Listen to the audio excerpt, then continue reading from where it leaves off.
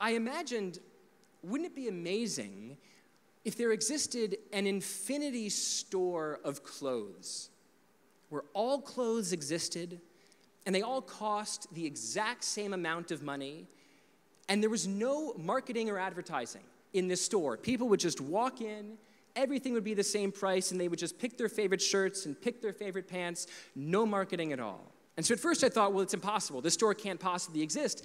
But then I realized that it does. This magical store exists, and all of us have shopped at it. It's the store of first names. Think about it. All first names exist. They all cost the exact same price, $0.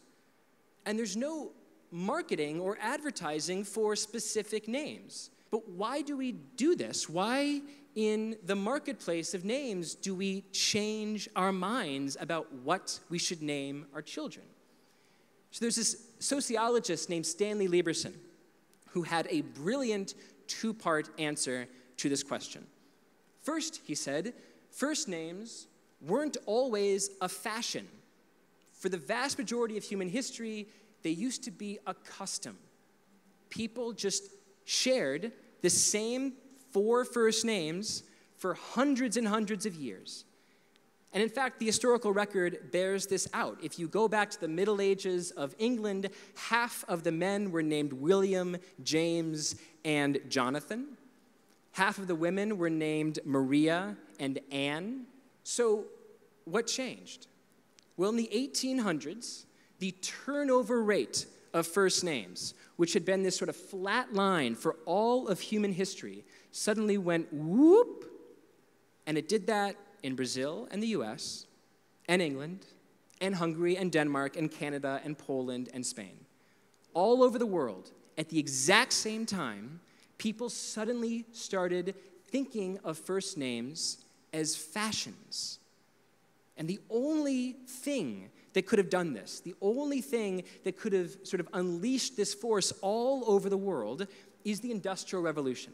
So people suddenly realized you have to change your first name to own your individuality. You had to change your first name to be special. But then the second question is, okay, but what is the mechanism that's convincing all of these parents to constantly change that which is a popular baby name? So what'll happen is that in the US, let's say, in the 1980s, you'll have a name like Samantha, which is the 40th most common name in the country. And so many parents will say that that's a perfect familiar surprise for their baby girl. Then in the 1990s, Samantha will become the second most popular baby girl name in the US.